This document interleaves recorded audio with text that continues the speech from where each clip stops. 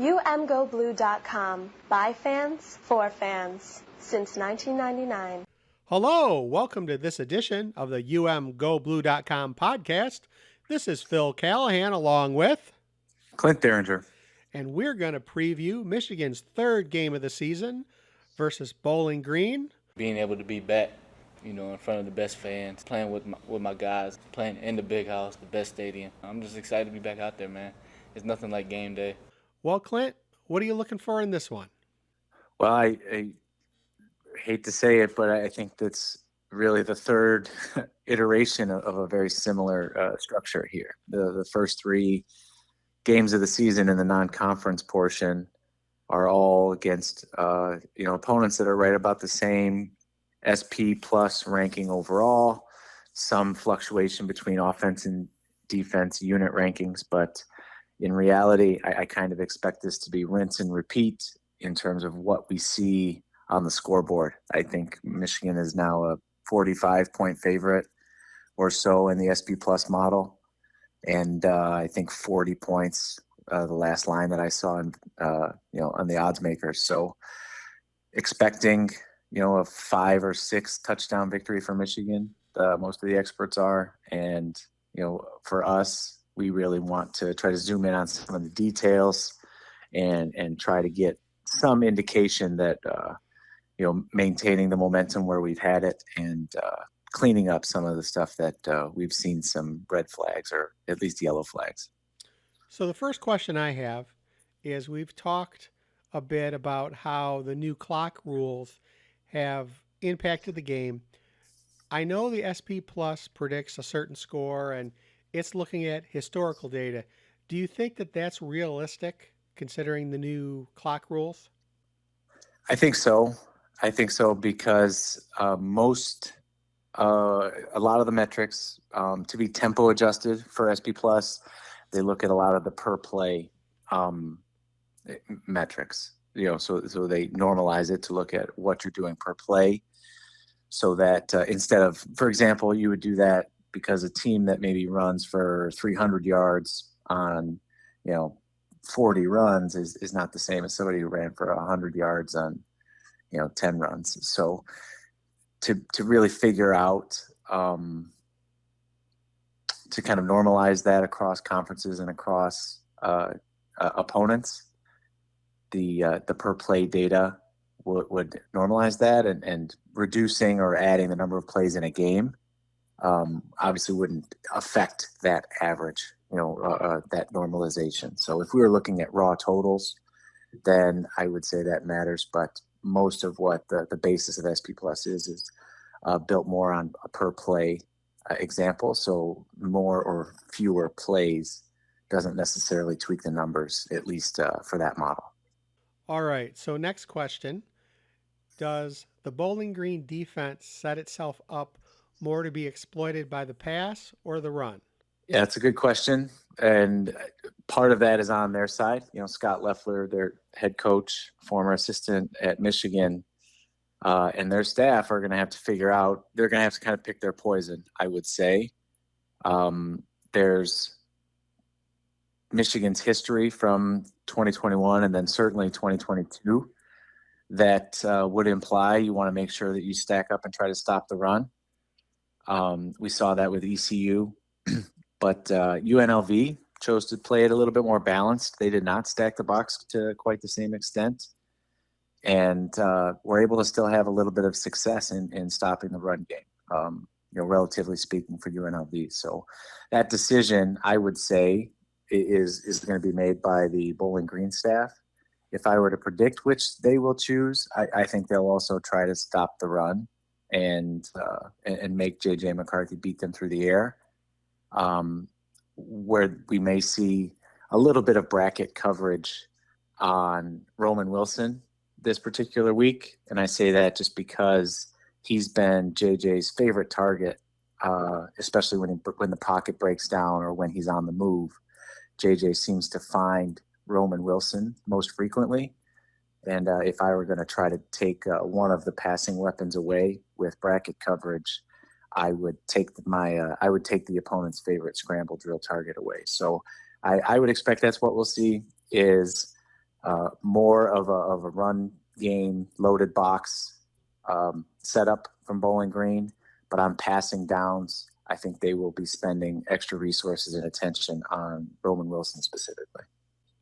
Prior to the season, Roman said I feel like I can step into that role of being JJ's go-to guy. I mean, you could say Ronnie was his go-to receiver last year just because of reception-wise, but I mean, that's a key to every team. Every great quarterback has a great receiver with him. That's just going to come down to how elite our passing game is going to be. You know, who can be that go-to receiver? Who's going to be dependable? You know, I got to be there. I got to make plays when he wants me to. Even though I'm not open, I still got to make a play. So that's just what it comes down to. and that seems to be what we have forming so far. So, next question.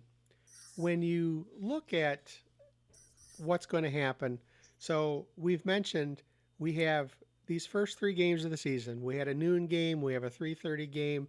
You know, we're going to have an evening game tonight. Different atmosphere at the stadium. Does the SP Plus take game times into account, or is it pretty much game time agnostic? It's definitely agnostic on the game time. Bill Connolly, when he publishes the results and the rankings and the numbers and the game predictions, he orders them by game time. So, so you can kind of follow along with your TV schedule. But in terms of the actual output of the model, the time of day, I don't think is part of the consideration. What he does is a home and away adjustment. So he uses uses some statistical analysis and it measures whether the model gets more accurate or less accurate when he tweaks certain inputs. And he's found that home field advantage right now is somewhere right around 3 or 3.5 points for the home team. So the way the SP Plus works is your rating, the number that's associated with your overall rating, and the difference between your rating and the opponent's rating, that's the expected difference on a neutral field. And then he adds or subtracts that home field advantage number in there. It's possible at some point that Connolly could integrate something like that additionally for, noon kickoff, night kickoff, or even games that are played outside of the Saturday window, right? Games that are on Thursday or Friday. Maybe he would start to tweak that, but I don't know. I don't think that that's part of the model right now. I think the only constant adjustment is that home and away adjustment. Coach Harbaugh was very complimentary of what Scott Loeffler is doing with their passing attack. And he's doing a heck of a job there. Their throwing game is really impressive. Studying their defense right now, but I mean, we need to look at their offense too, because they do some of their pass concepts are just dynamite. And in their run game, very similar to ours, a lot of gap scheme, a lot of nuances that they have to it. Just really impressed with their offensive structure. And he's got them on the move. There's also some interesting history between these two. Back under the Lloyd Carr regime, when Jim Harbaugh was a young coach, he interviewed to be the quarterback coach at the University of Michigan and did not get the job. Scott Loeffler was Lloyd Carr's selection. So Coach Harbaugh talked about that a little bit. That is a little bit of sauce for the goose as we're looking at this. So next question. Is this the game that the Michigan defense finally gets a shutout? It could be. It very well could be. I think the Bowling Green offensive line has some significant problems on both sides, left and right. So I don't even think that they would be able to use play calling to kind of limit that exposure. So to me, the huge advantage of Michigan's defensive line against this offensive line for the Falcons is going to be too much for Bowling Green to be able to sustain anything. So if Michigan can avoid missed tackles and giving up a big play on defense, and then similarly avoid giving up anything explosive in special teams in the return game, then it is just as likely and maybe even a little bit more likely that we see a goose egg this week against Bowling Green. The quarterback for the Falcons is Connor Bazelak.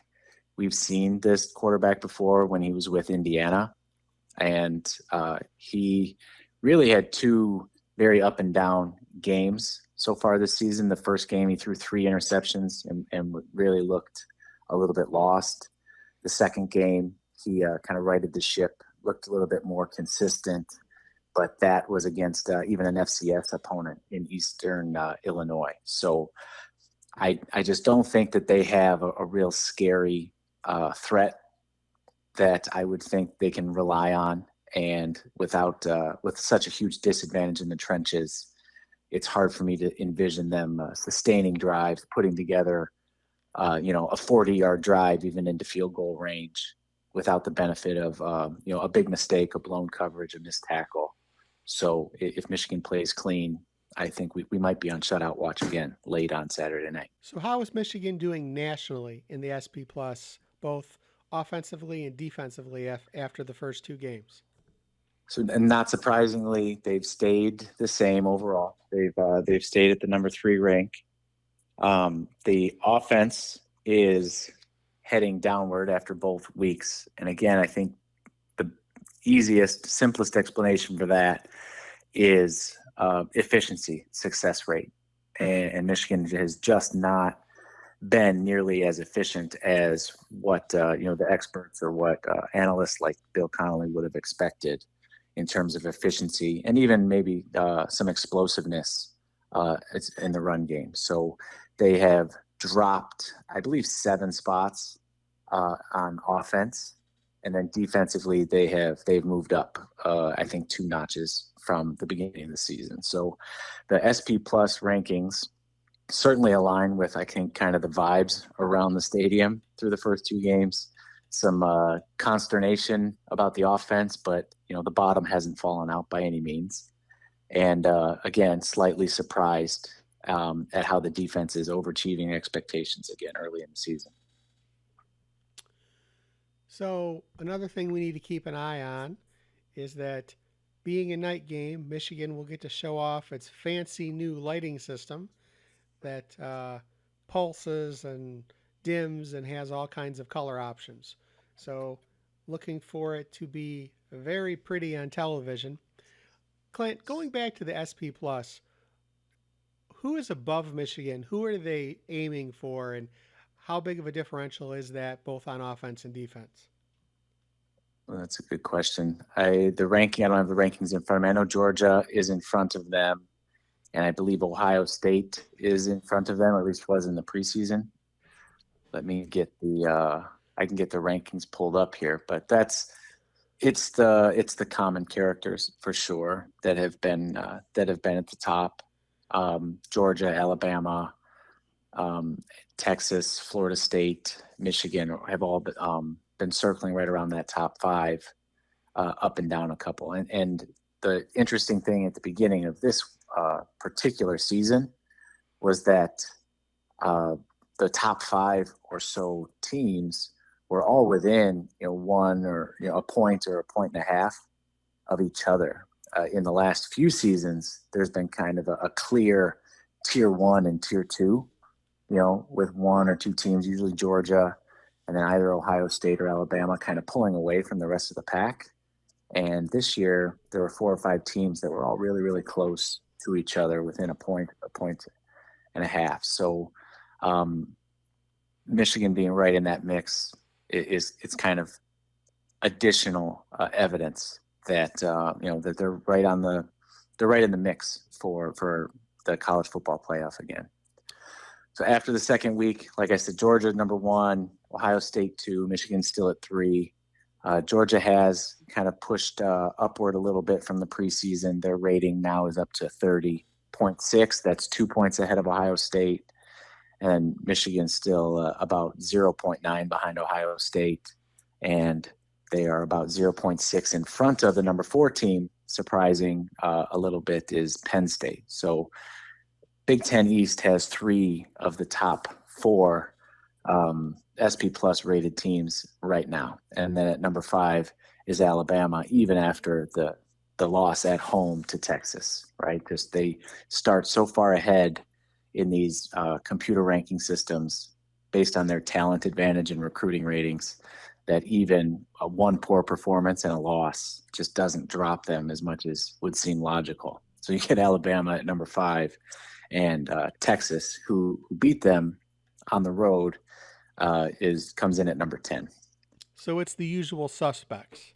It is, yeah. So another question I have is, so when we're looking at this game, we've talked about that we'd like to see the running game break out.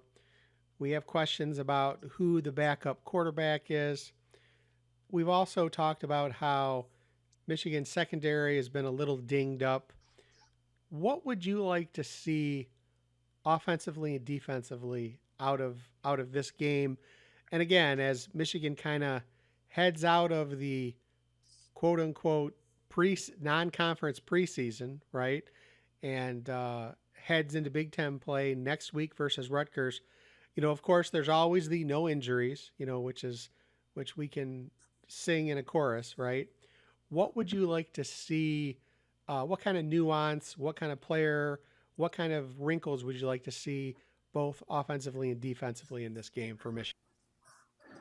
I'll start on offense. The benchmark that I think is most important to Michigan's season on offense is, again, success rate, but specifically in the run game. The 21 season and the 22 season really separated themselves historically by having over a 50% success rate in the run game. No other season in the Harbaugh era that I tracked broke that crossed that bar at 50%. So I think this team needs to try to get back onto that same level, and we haven't seen that even within one game yet. So outside of run success rate, what I'd like to see for this game specifically is adding a little bit of explosion in the run game. So there's two big things that would impact that. Number one is obviously you want the blocking scheme. You want the offensive line to be able to sustain their blocks and to stay squared up on the guy they're blocking in order to get their running back through the hole, through the gap, and at least to the second level, right? So we should be seeing a huge increase in explosiveness in the metrics, either yards per play or isolated points per play, when we would see the running backs getting to the linebacker and secondary level without having to do a bunch of dancing around defensive linemen. That would tell us that the offensive linemen, have cleaned up some of their assignments and are engaging those blocks a little bit more squarely and are sustaining those blocks for an extra half a second or an extra second. And that would be a huge sign. So the metric that I think ties to what we want to see is run game explosiveness. And again, that's about cleaning up those blocks up front. And then if we can really push the explosiveness up, into the, 5, 6, 7 yards per carry, long runs for a score, that is really about perimeter blocking. And Michigan also needs to improve out there. I think the wide receivers, tight ends, again, squaring up on corners and safeties and linebackers when asked is a big difference from what we saw last year to this year. So one metric that kind of wraps up two areas of improvement that we need to see, both cleaner execution from the linemen and then also major jump in perimeter blocking. And that should at least yield a handful of more explosive, 20, 25 yard runs. And then ideally, I'd really like to see, somebody get out, break free and take one to the house. Defensively, it's really tough to kind of ask what I want to see. Mason Graham, Chris Jenkins, and Kenneth Grant have just been so overwhelming. And I expect that to be to continue this week.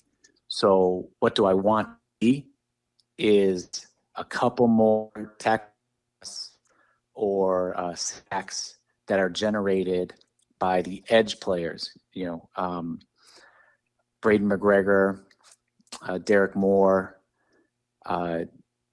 These are the guys that I want to see trying to create tackles for loss and sacks. Jalen Harrell's another one who is really strong in the run game, but doesn't necessarily create big havoc plays on a normal basis. So Jalen Harrell had 2 sacks in the last game, which is great, but both plays were designed to kind of option him. He wasn't actually beating a block and then making a play. So more so than just the stat sheet for the edge guys, I would really like to see them, get off the ball, engage with an offensive tackle on the edge or tight end, whoever's assigned to block them, and beat that block and still make a play in the backfield. We saw that from Derek Moore on the first series last week. I'm looking for more of that from the edge guys. I'd like to see them win the race to the quarterback a few times and beat those interior D linemen. I was excited about that. Like, I was way too excited about that. I would give up the touchdown to get another pancake like any day. I remember I like pushed him, got him on the floor, and then I watched the lineman block when they get pancakes, so they jump on him. So I just jumped on him immediately, and then he was looking at me. I was just smiling at him the whole time. Like, I was way too excited. But I just want to be a better run blocker. Has nothing to do with like our offensive scheme. It's just something I can build at and be a better person at.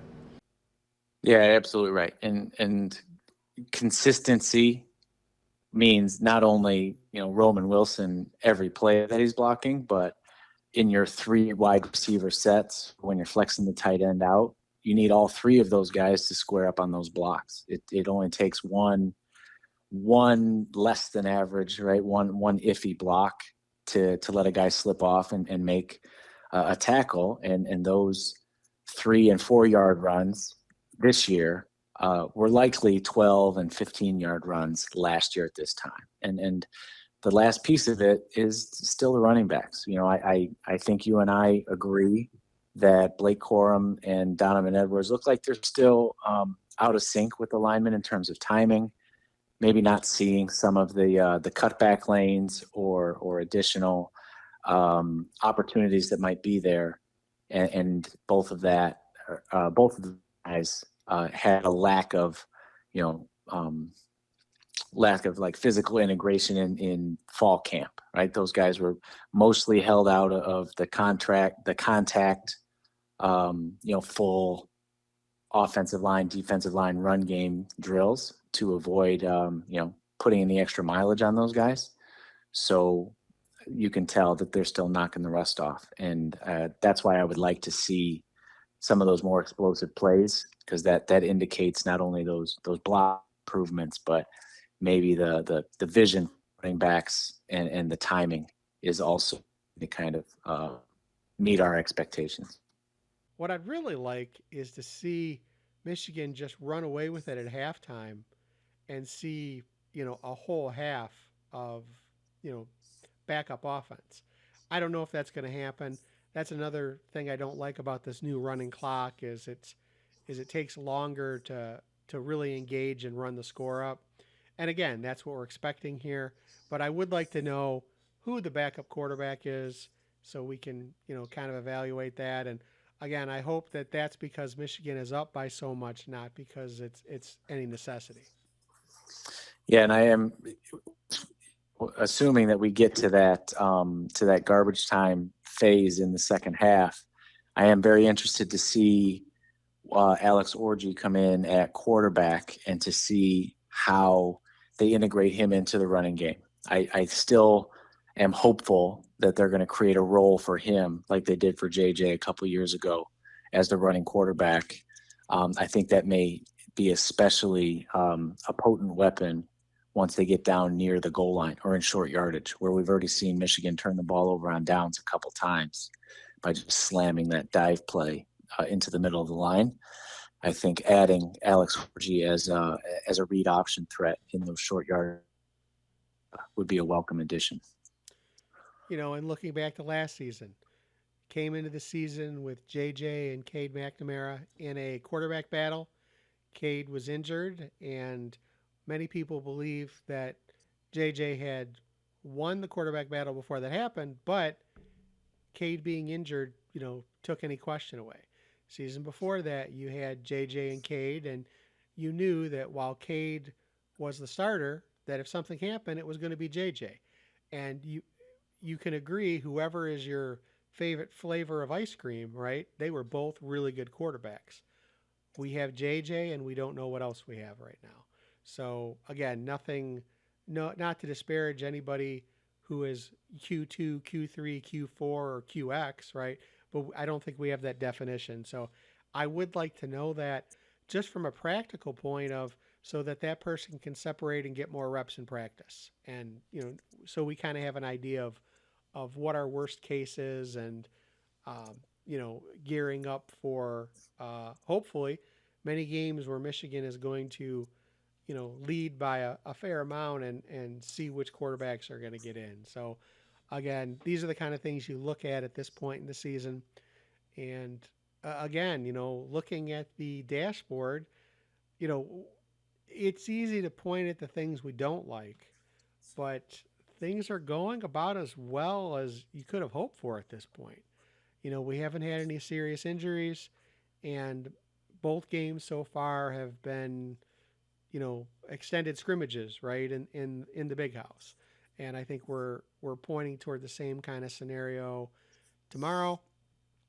And again, we've also had the chance to have a noon game, a 3:30 game, and a night game, so that players can get used to the rhythms of all three different scenarios. Yeah, I think those other intangible things that are not X's and O's are also very good to get that experience under your belt early in the season here. The different start times, like you mentioned, I think night games are really a very under discussed challenge for players and teams that don't do it often. The rhythm of the day is certainly much different. Of course, you can sleep in a little bit, but you're not going to sleep, not 7 hours difference, right? You can't just slide your schedule back very simply. And I think there's something to be said about having that adrenaline pumping all day in expectation of a night game that kind of wears on your body differently than it would be if you get up, go through your routine, get to the stadium, do your warm up and play. You've kind of harnessed all of that energy, and I think there's a little bit of kind of a leak of energy and adrenaline when you've got the buildup all through the day, and it's a different kind of challenge. And Michigan doesn't have quite the same level of experience as some other big time programs on that night game rhythm and timing. So I am glad that they get this out of the way early in the season, and it's certainly much more comfortable to do it at home as opposed to doing it on the road. Well, and you also have the issue of not only is your game day different, but your next day is different, right? It's a later night, and you have to come back quicker and come back for the next day to get right back on schedule. Whereas when you have a noon game, which, as I always say, is as God intended football to be played, you can be done with the game and, go out, and then the players can relax and have a little bit of downtime before they start the next sequence. In this case, like you said, they're sitting around all day, have the game, and of course there's going to be a little bit of relaxing after, but not the same kind of recovery time before the whole sequence starts again on Sunday. And then the last kind of it that plays into it here is, now Sharon Moore gets his chance to be the head coach in this game. So another slightly different tweak to the routine and the style and how all of this comes together. Again, I think that this is really tough to kind of parse it out and see what the impact has been. It has not been a train wreck by any estimation, but it's hard for me to believe that it's not at least somewhat involved in some of the lack of crispness that we've seen, that we're missing in the games. That I'm really looking forward to this third and final week of the Harbaugh suspension, and excited that Sharon Moore gets an opportunity. And I'm glad to put it behind us and try to move into Big Ten play as soon as possible. Speaking of the Harbaughs, they have quite the family history with Bowling Green. Coach Harbaugh talked about how he remembered when he was a child being in the Bowling Green area when his dad was a coach there. And his father, Jack, has issued a stern warning to his son about not to overlook Bowling Green. And my dad has been right there now for a couple weeks telling us Bowling Green is going to come up here and kick your ass. So we got that as well. You know, I'm wondering, I mean, so the first game, Coach was able to watch with Sharon Moore. Last week, he was able to watch with his kids, and they made a run to McDonald's at halftime, and he was able to cut his lawn. But, I mean, I don't know, does the Harbaugh homestead have enough external lighting for him to cut the lawn pre-game and post-game? Would his neighbors object? So I'm sure we'll get some good stories on what's going to happen with that. So other than that, any final points, Clint? Special teams. Bowling Green has a little bit of a propensity to block kicks. So keep an eye out anytime Michigan comes out with the field goal team and the punt team. If they execute all of those cleanly without any scares of blocks, then that's actually a reason to celebrate some success. Bowling Green's a little bit dangerous there. So there's that. And then my weekly reminder to anybody who pays more attention to special teams than they probably should is get the punt returner to catch the ball in the air. Don't let the ball hit the ground and roll. Do whatever you can to catch the punt in the air, and those hidden yards will add up and be a big benefit to Michigan. All right. Well, that's going to do it for this edition of the UMGoBlue.com podcast. This is Phil Callihan along with Clint Derringer. Go Blue. Yeah, I would say that it's a mission, right? I mean, some people go to their job and it's a job. For us, it's a mission, and I even coined it last year. It's a happy mission. That's the vibrant way it hit my brain. And I think that's what we're on. Thank you for listening to the UMGoBlue.com podcast. All rights reserved. Search for UMGoBlue.com on iTunes. Go Blue.